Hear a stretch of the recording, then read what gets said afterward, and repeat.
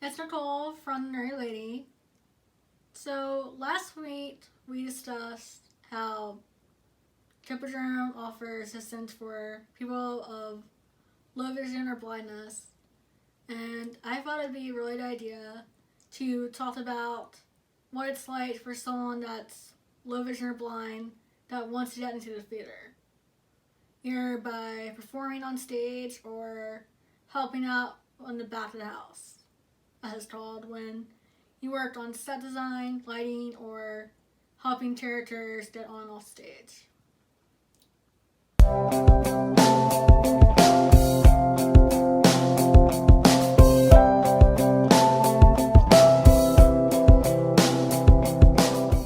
So I consider myself to be a closet theater nerd because the closest I could ever get on the stage was performing songs in choir.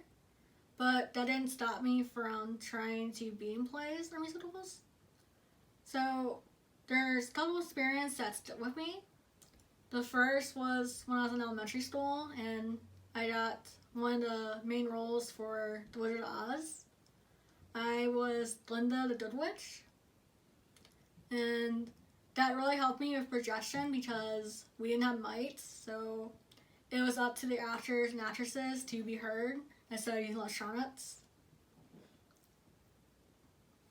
At different places, and mine was a dinner theater. It was called Just Off of Broadway, but it's no longer open. They were shut down for lawsuits and pending reasons like that. It gave me a lot of experience being on stage, and that's where I learned how to work the back of the house by setting up the different sets for the plays and also areas where the actresses and actors had to set up, making sure their costumes were in their area and that they had drinks and wipes and stuff like that. So working there, I had minor roles in Once Upon a Mattress and Scrooge, and that was interesting because I learned that due to my vision, I need help with transitions on and off stage. And I also learned that not everyone is good with side-dyed. A good example of this was Once Upon a Mattress. There was a scene where myself and two others as ladies in waiting had to exit a small stage and walk up the flight of steps to the main stage.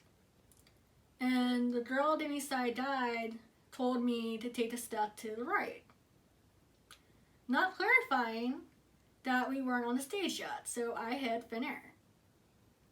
Luckily, I was able to play it off as my character being drunk and ran backstage. And for those watching that aren't familiar with that terminology, can you explain what getting and receiving side-dyed is?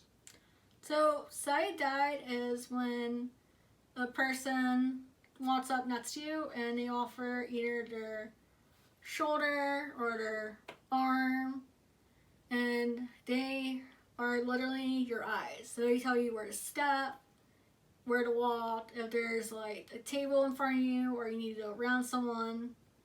But the only downside with that is that they can also be distracted because they're trying to look as well as where they're walking. Right, so if they don't see a step and they don't give you any leeway that there's a step coming, right, you're going to trip. Or if, like with the stage, they might be like, oh right, I have one more step to the right because your side-dyed, not realizing that I think they're talking to me and I do it as well. And then you fall off the stage. Yes. But like I said, I was able to play it off, and none of the audience knew, so that's being a good actress. And was that your first experience with, what's the word I'm thinking of? Oh, improv. Improv?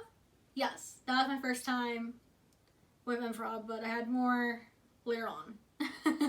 Well, I only asked because you were saying that when you tripped, you played it off like you intended it, and that's kind of what improv is, thinking on your feet. Because in the scene, we were all drunk and high, so I just figured I'd just add into it and act like, oh, this is just my character being silly. Or the typical drunk and clumsy and false. Exactly. So, one show that sticks to me the most is when I was in college. While attending my first semester at CCBC, which is Baltimore County Community College, Essex, I got to do a play called Sleigh Ride Spectacular. And it was interesting because it was a mix between the theater and the choir, which at the time I did both, which I would not recommend because every scene I had to change my costume, and that is very hard when you only have one song to change into. But the reason why it stuck with me is that the director was very good at making sure I had my accommodations for the musical. So it started off for auditions. So a lot of times when you go to audition, they'll give you a strip or a book, and they'll say, read line 12 or turn to page 103 and read the lines. But if you're low vision and you can't see it and you pull out a magnifier, a lot of times they'll say, thank you for your time, you're nuts. Like, they don't want you because of the fact you took too long to read the strip. Oh yeah, that's what I was gonna say. Like, when they see the magnifier, like, oh no, she's gonna read it slower. Right. Than someone that can see. And for Sleigh Ride, that was the problem, is that you were handed with page script that was a paragraph, and you had to read it as your lines. And I have very little memory, and at the time, I was on the fence about auditioning because I was nervous. Because I saw the paper, and I was like, oh no, like, this isn't gonna work. They're not the one to have me as an actress. So I waited until the very last person had went up, and I start to realize that every person is reading the same strip, the same paragraph. So I memorize it. Oh. So I go on the stage, and I let the director know that I'm visually impaired, but I'm willing to work with them, and I can't see the paper, but I have the strip memorized. And that's good. I mean, that's you being transparent about your disability. Right. So I do the audition. I actually have most of the words right. I think there's just one or two lines I messed up because the character you're reading for was hyper energy, so you had to read it like Roadrunner. So very fast. I was going to say Pinkie Pie, but that's a good analogy too. Oh yes. But whatever I did impressed her to the point that I didn't get one role, I got two. Even though they're both minors, the fact I still got picked, it was very exciting. So the two roles I had was, for the opening scene, I was the nanny, and I had to help two children onto the stage and off the stage, which was good because for someone that's visually impaired and you have to do it on and off the stage, there's these curtains that shut off the sidelines, so people in the audience don't see the people in the wings. Mm-hmm. But for me, it didn't look like a curtain, it just looked like a giant slab of fabric. And I couldn't find the opening. So having these two children with me were my guides for the opening. I didn't have to worry about finding my spot or finding how to get off the stage.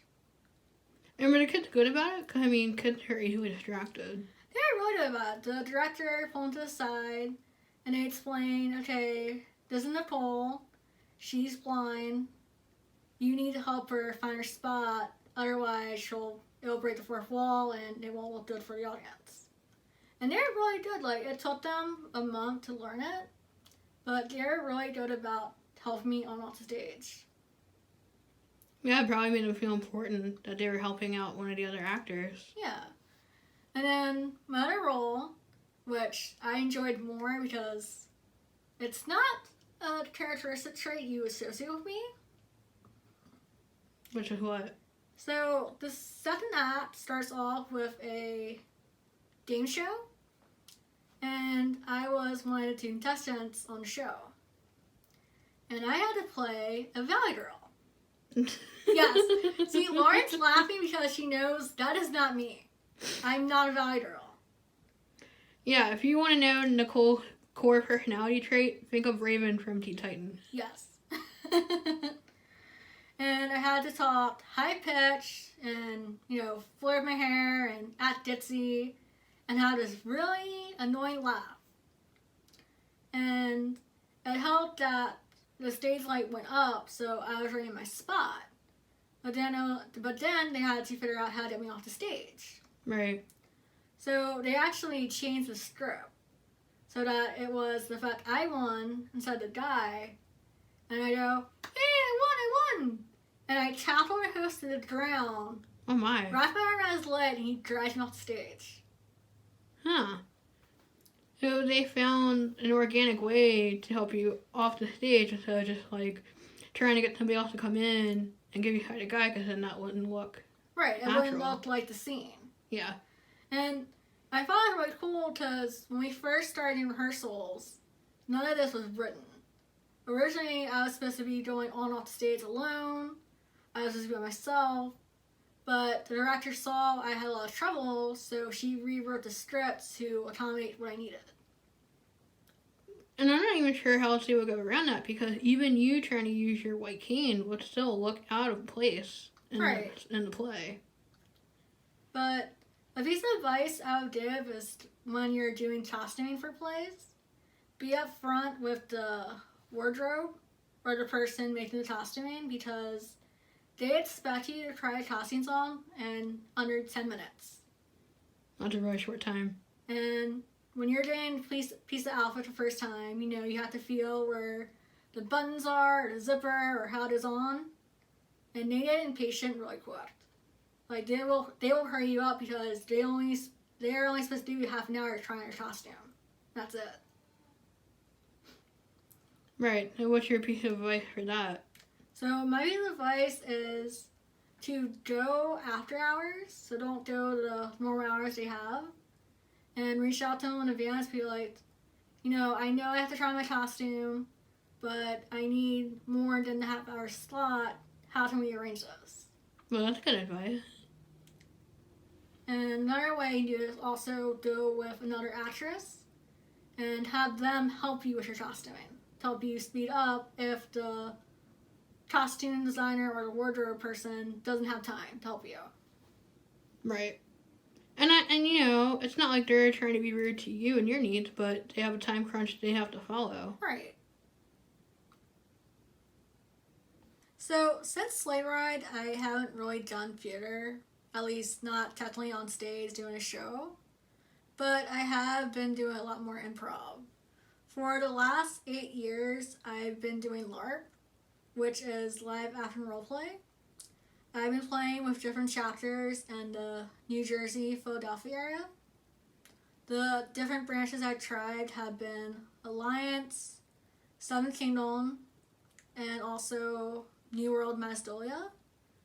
Though it hasn't been until recently, since last year, I found a LARP I actually enjoy, and I feel like are a tight-knit community and are like family to me as a nerd. What is it? So this group is called Dragon Friends, and they are located in the Philadelphia area. And the reason why I tried this group was I actually was going to throw in the towel and stop LARPing from a really bad experience I had from my previous LARPs, because they're not sure how to deal with people with disabilities, and that does happen a lot in these theater communities. Why is that? I think it's because of the fact that they expect you to go on this adventure and do this mod and find people to adventure with. So it's up to you to make the day your experience. But if you're blind, low vision, and you have to depend on others to help you find mods, or they're scared that, oh no, they're going to go into a fight and they can't see the swords or the spell packs coming at them, they're a danger and liability. Right. So those are the two problems I had. Was either finding a mod to go on, or people not wanting to take me on the mod because they thought I was too much of a risk factor to take with them. So how has Dragon Thrones been adaptive to you? So I tried Dragon Friends because a mutual friend of mine named Yolanda is blind, and she recommended it to me. And my first summer, which was last year, was for Dragon Friends 4. And how it works is that you're broken up into teams, which are different houses.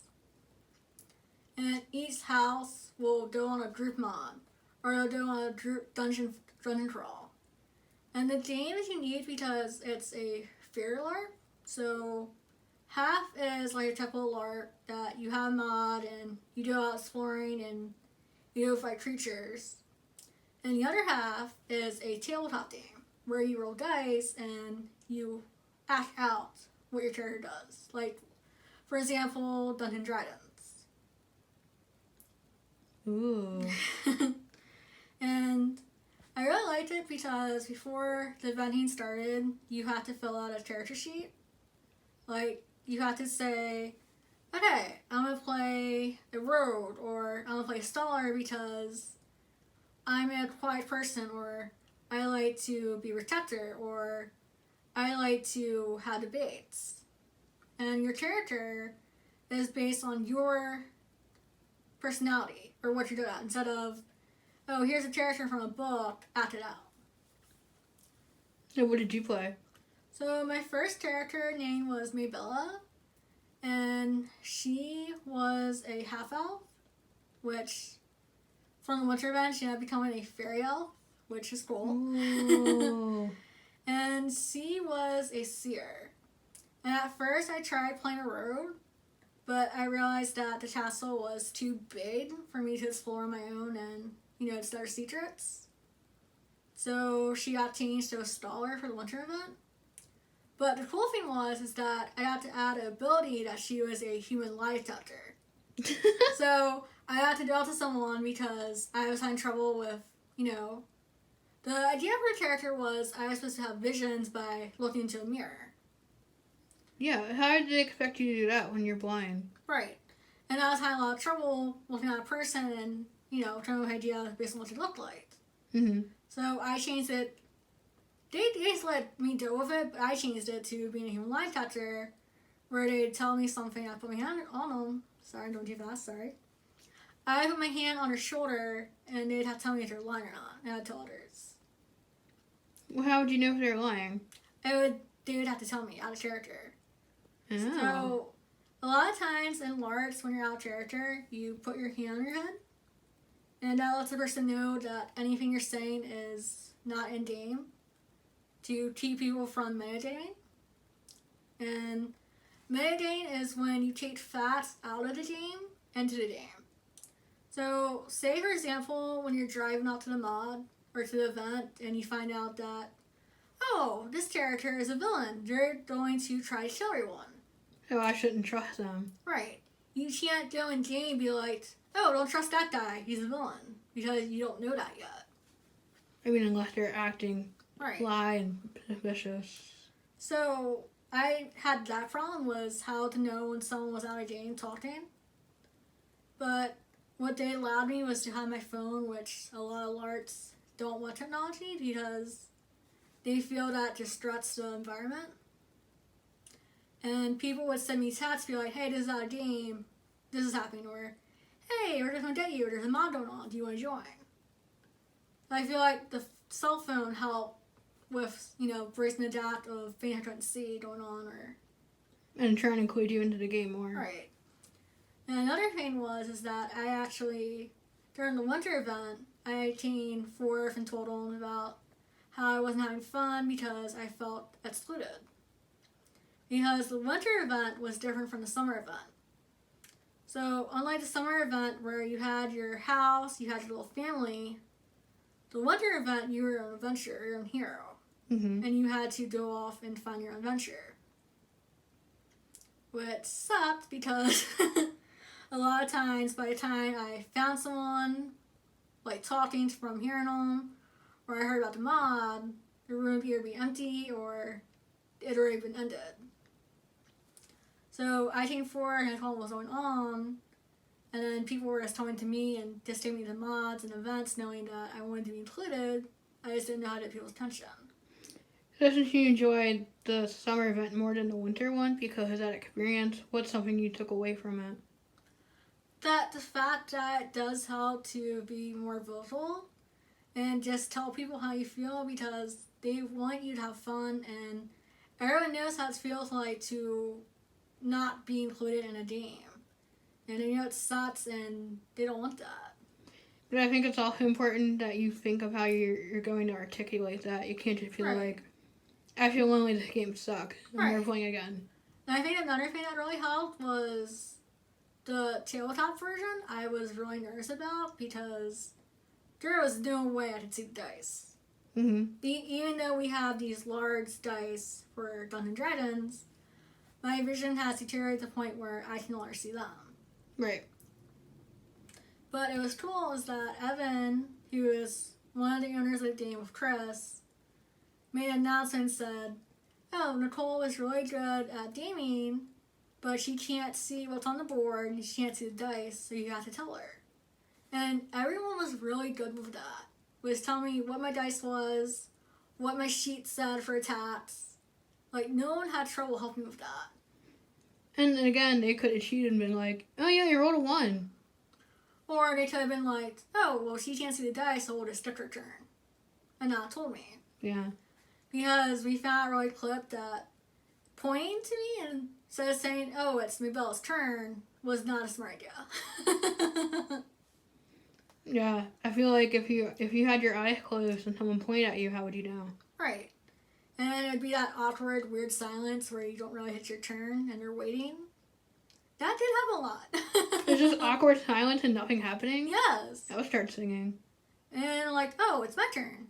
Okay, you guys have to be more vocal." But I feel like a really good experience was during the winter event.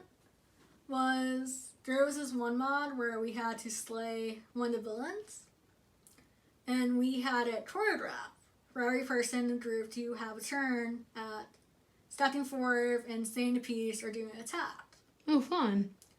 And there was one girl in our group named Jillian who was very shy and stage fright. And she didn't want to do it. She was about to back out and not do it at all. And when we were outside practicing, I made clear that I need someone to help me because I couldn't see the cue for when it was my turn. What was the cue? Just watching the person in front of you step forward? It was the fact that they would step forward, say their piece, and then either bow or point their hand at the person that went nuts. Oh, it was a visual cue. It was a visual cue. So the fact that she was so focused on helping me find my step and my cue, she didn't even notice her camera shyness, and she was able to do it with me. That's really awesome. That is really awesome, and like I'm really happy for her because I feel like she was a really good player and she just needed a little nudge, which I'm sure a lot of people that are introverted or shy know that feeling. Yeah, I remember you telling me that the one thing you took away from it was a lot of people were saying like, oh, well, if Nicole can do it and she's blind, I can do it. Yeah, which I feel odd when people say that because I feel like if you're going to a game, you're having fun, I don't think that should stop you from, trying something new or trying something a little more adventurous. As long as you feel like you have that support behind you. So I'm glad I was able to share my experience with you guys on how to get into acting. I feel like no matter what kind of skill you have, if you really enjoy doing something, whether it's acting, baking, or other types of arts or craft, you should try it because there's nothing stopping you. You just have to find a way to do it outside the box or outside the norm. So the shout out for this week is Thomas Sandler's. Did I say that right, Laura? Yep, Thomas Sanders. Thank you. He started on Vine, which I'm not really sure what it is. Do you know what it is, Laura? So Vine, it's actually funny because Vine is very similar to TikTok. So he would do like 3 to 5 minute videos of story time. Right. And then when he took Vine down, he went on to YouTube and he started making these videos called Standard Sides, where Thomas is in his room and he's having a conversation with his other types of personalities, like anxiety, creativity, logic, and fun. No, anxiety. That's anxiety. Yeah, it's Virgil, Roland, with creativity. Patton, which is like the father figure or fun. I think that's supposed to be a self-conscious. Self-conscious, yeah. Thank And you. then Loden, which is logic. Yep. See, I know their names, so I know the show. And he said that the reason he did it is to help with his own anxiety and depression, which I feel a lot of people can relate because it's very hard to get in front of a camera or... So like, comment, and subscribe, and have a great day. Bye. Bye! See you next time!